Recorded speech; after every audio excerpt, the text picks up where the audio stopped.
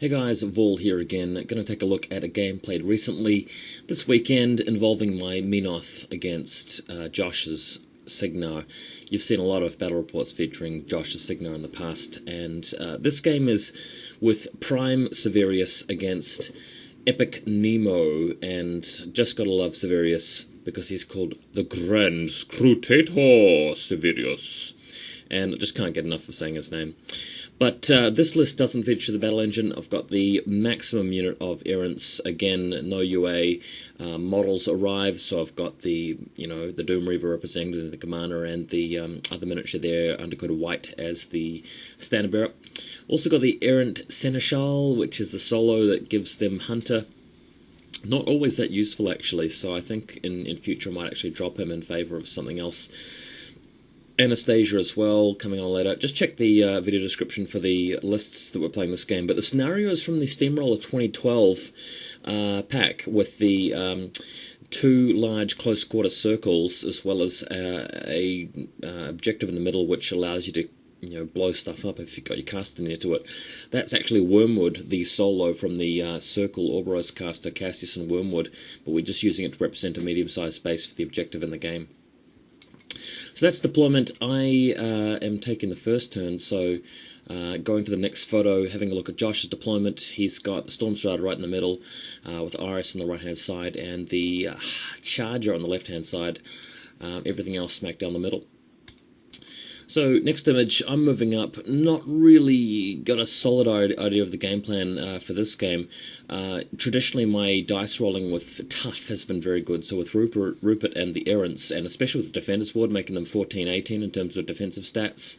The Errants, the plan there is just to screen, take a lot of hits, hopefully survive most of those hits, self-sacrifice where necessary to stop charge lanes, and then get the Jacks into combat, all the while buffed by the Choir and Eye of Menoth from Sevi. So let's just hope it works out. It's not a particularly solid game plan in terms of position, but it's just a generally, that's how I play Menoth. Next image, Josh's turn 1, I think it is, yeah, turn 1. He's actually pulling eEiryss back inside his sort of central zone here, knowing that Anastasia might just show up in the flank and try and charge her, and the Charger moving around the left. Everything else just moving straight forward. He's got failsafe on the Thunderhead and polarity shield on the on old Rowdy on the right hand side flank, which I continuously forget about old Rowdy's counter charge and polarity shield, but that's just my bad play a lot of the time. He's also got Wyshnalyr in there as well. So next photo, after a lot of thinking about how to really handle this situation, some big threats there, Rowdy, Stormstrider, Thunderhead, and Stormclad, both 4 very threatening targets, especially with eNemo's feat for the Jacks and Energize and all of that sort of stuff. I decided that if I just sort of cautiously move forward, I'm going to get picked apart by the Stormstrider, and, he's got a longer threat range than I do, so the only really viable thing to do here would be to run the Errants forward and make sure they're toughed with Rhupert. They've got Defender's Ward on them, engaging as much as I can, and just shielding my Jack line from a charge, and then moving them through the centre. So that's what I've done here. Of course, eEiryss can just take Defender's Ward off the Errants, but, I couldn't really think of a better plan at this stage, and very cautious with the Avatar there. If I lose him, things are really problematic. So Vision on the Avatar, Enliven on the Avatar, and I think he's put up Menoth's Gaze as well, so that the Stormstrider can't move backwards. It's actually not engaged. I couldn't put my Errant, you can see one of the Errants there trying to attack it, but it's just not far enough forward. So next photo, just having a look at my Jack positioning. I was worried that he might energize the Stormclad forward and then charge, but if he charges the Avatar, I've got Enliven up. If he charges the Crusader, well, I can afford to lose the Crusader. I can then just smash him back with my Avatar. And the Arc Node there, obviously he's got his Repulsor shield, so he should be okay. And, he'd have to take out a couple of his Errants anyway, and hopefully I'll pass my tough rolls, or he might not get me with, since I've got Defender's Ward, we'll have to see. So next image, Rowdy rushes in here and attacks my Errants after having cleared out a couple of the Errants that were engaging him with the help of eEiryss and the Stormstrider. During his turn, he must have killed half of my Errants, and I passed one tough roll. So I was expecting more from them. In previous games, I've really been lucky with my tough rolls. This particular game, losing most of my Errants and only passing a single tough roll wasn't much fun. But that's the final location of Rowdy after he's moved around to my left-hand flank there. Next image, the Charger's come around the left as well and picked off some people with his little gun, and everybody else just hanging back really. He hasn't committed his Stormstrider or his Thunderhead just yet, but really clearing out a lot of Errants and putting Rowdy into my lines, so yeah, I wasn't expecting to lose so many guys, but at least he didn't destroy any of my Jacks this turn. So next image, my plan here is to demolish the Stormstrider. I've moved the Vanquisher up. The choir have given you know, the battle upgrade to the Jacks, so the Vanquisher pounds at the Stormstrider a couple of times with his gun, and I think I ended up managing to destroy it, especially with the Vassal coming in with the ancillary attack and wiping it out. What I ended up doing here is I planned on getting the Avatar to charge. You can see where the Avatar is. He's got his vision. His sight arc is just containing the old Rowdy Jack there. I was thinking of charging him, but then I forgot that he had Polarity Shield on him, so that completely screwed my turn up.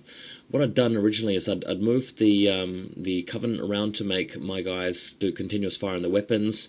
I'd ruined the Stormstrider, and the Avatar had rolled, you know, 4 focus for the turn, so it would have been an ideal situation to destroy old Rowdy, but unfortunately I'm playing pSeverius. So I don't have Purification, I can't wipe out all of his upkeeps, so Rowdy was fine. So that really I felt was like a bungling thing for me, planning my turn around the fact that I couldn't charge, that I couldn't kill Rowdy. Sorry, if things had happened differently, I might have put the Avatar in to destroy the Stormstrider and just gone and engaged Rowdy with my Vanquisher or something. I don't really know, but just a bad play for me by there. So next photo, the Avatar, what I decided to do is run him over next to Rowdy, put up vision. Rowdy is actually out of his Warcaster's control area at this point. I've even put my Seneschal in the way of Rowdy so that he can't come and trample through and try and kill my Warcaster somehow. There's the opportunity for eNemo to actually move forward and then during his activation put focus onto Rowdy due to his special ability and get through there. But with the Vanquisher, with Avatar standing there, hopefully should solve that problem. Next photo, on the right-hand side of the battlefield, his charges moved around, so I had actually charged him, no pun intended. I attacked him with my Blessing of Vengeance here, which did rather well with the Halberd. Unfortunately, even though I gave him 3 focus, he rolled a double 1 in his charge attempt. So even though he's got powerful charge for +2 to his mat, and the choir, and Eye of Menoth, a cumulative +5, and he's already mat 7, still rolling a double 1 on the charge attack was just heartbreaking. And I didn't actually end up destroying the Charger. I just severely mutilated it and took out its cortex, which was something, but really expected to kill it, so bad luck there, really bad luck. Next photo, it's Josh's responding turn, and he's got the Stormclad in the forest there. He's able to use Energize and charge with the Stormstrider to attack the Blessing, and we didn't measure the range between the Stormclad and the Blessing before this happened, but going to the next photo, the Stormclad moves in, and Josh just says to me, look, I think I can get in with him being 1.5 inches away. And then I announced to him that after he hits me, he gets repulsed away due to repulsor shield. And Josh's claim there was that, you know, he was pretty sure that Rowdy was, the Stormclad was at least 1.5 inches away, if not closer. Therefore, the repulsor shield would only repel him an inch, which would be slowed down by half from the forest, so he'd get a second attack at me. So the Stormstrider did indeed, the Stormclad did indeed get a couple of attacks on the Blessing. I was, happy for Josh to make a call there. He's not the kind of guy that would cheat. So, the Blessing got hit very, very badly and ended up with only 2 boxes left. The Charger tried attacking me back, but he'd lost his weapon arms, so needed, I think, 5s to hit me or 5s to kill me or whatever it was, and just didn't do it. Unfortunately, my Crusader is locked in place by a tractor beam as well from Nemo, who moved forward, tractor beamed, energized, and pushed himself back behind the wall. So the Crusader can't move, and the Vanquisher, although it picked up a point in the previous turn from that zone, the Thunderhead has moved forward just enough to barely clip the zone, so next turn I'll actually have to kill the Stormstrider and the Thunderhead to pick up a second point. You need 3 points to win this scenario. So next photo, that's exactly what I managed to do. The Avatar, with vision, managed to charge away from Rowdy, and I actually had to charge my own Vanquisher since the Thunderhead wasn't actually in its line of sight. So I did a shield charge attack on my own Vanquisher, and then used the remaining 2 or 3 focus to actually wreck the Thunderhead with the Avatar, thanks to the Choir and Eye of Menoth and ancillary attack from the Vassal. But this puts me on 2 control points, and my opponent, I believe, on 1 control point. I think after he, 1 control point, because I negligently left nothing on the objective earlier in the game except for 1 Choir, and he moved his charger onto it, so it's 2-1. But, a really tough game for me at this point, because I've been making a lot of mistakes, and I've been forgetting about eNemo's abilities. Also, you can see Anastasia on the left-hand side of the photo, she's shown up. She threw a dagger at the back of the Stormcaller and killed him, which helped me get the zone. But unfortunately, I've got the Black 13th and eEiryss to deal with, as well as Arlan, who has miraculously survived after taking an AoE hit and surviving a fire damage roll from the Vanquisher. Next photo, the Stormclad moves in and wrecks my Blessing of Vengeance, picking up a second point, so we're 2-all. Again, the Crusader disrupted and tractor beamed and all sorts. Actually, no, it wasn't this turn. This turn I got disrupted, but the tractor beam went onto the Vanquisher, I believe. So next photo, this is the final situation here. He's desperate to stop me from winning the game by collecting 3 points, so he's moved Wyshnalyr and eEiryss and 2 of the Black 13th onto the objective, and he's tractor beamed the Vanquisher, so the Avatar can't actually move anywhere except for directly towards the Vanquisher while it's alive. So how am I going to deal with that? Going to the next photo, you can also see that he's moved Rowdy, clipping to the objective, so that makes it even harder. For me to actually win here, I need to kill all of the small base infantry units on the field there. So that's 2 Black 13th, eEiryss, Wyshnalyr, and now Arlan as well, and Rowdy. But the Avatar can't just go over and bash Rowdy because the Vanquisher's there. So due to this horrible situation that I didn't really anticipate, I'm actually going to have to kill my own Vanquisher here before I can move the Avatar over to smash Rowdy. But if you look at the position of Anastasia, she's actually possibly in range to move over 7 inches and do an espionage on eNemo, so that's what makes the situation really intriguing. Next photo, start of my turn. How am I going to do this? How would you do this if you were a Menoth player? The Cygnar guys have got my objective, and I'm on their objective. It's 2 points all, so I'm going to have to move 1 of the Choir onto the objective in my zone. I can't do anything with the Crusader because it's disrupted. I can't give it focus. It's not 4.5 inches away from the Stormclad. It's definitely not far enough away from Rowdy. And I've got pSeverius back there. So here's my plan. Here's what I wanted to do. I was thinking, moving Sevi up, casting, what I'll do first is I'll activate the Vanquisher, do a Thresher attack on the Black 13th after being buffed by the Choir and hopefully killing them. Then doing Ashes to Ashes on my own Vanquisher, which would affect the nearest D6 guys within 5 inches, which hopefully would be eEiryss, Arlan and Wyshnalyr, which would, if I boost them, it will kill all 3, leaving only Rowdy in the zone. Then if I kill the Avatar with my, if I kill the Vanquisher with my own Avatar, because he's rolled 2 focus this turn, I can just smash him.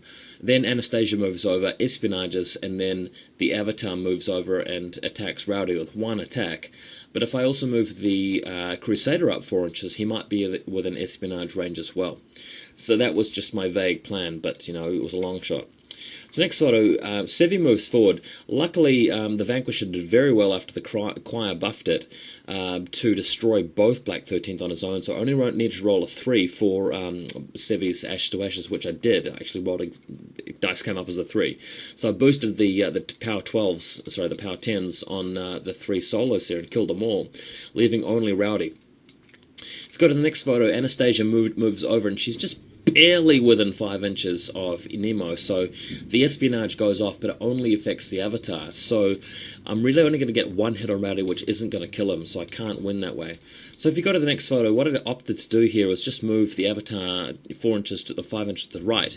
Cast Gaze of Menoth, which would affect the Rowdy, the Stormclad, the Black 13th, and Nemo. I've also moved Sevi forward and feated at this point so that Nemo can't give any focus out. But what he ended up doing there was basically just activating the Stormclad and firing a shot at the at the choir that was clipping the zone and killing it. And I forgot that the Stormclad actually had a gun, so I thought my plan might have even worked here because the Stormclad can only move towards the avatar. It can't move towards the choir member contesting the zone, but unfortunately lost this game due to a few mistakes and some bad luck. But, you know, played alright. There were some situations where my problem solving was pretty good, but, you know, if I just sat down and had a good read of his cards and sort of remembered what eNemo could do, I might have had a better chance here. Hope you guys enjoyed this game, quite an interesting one. Catch you later.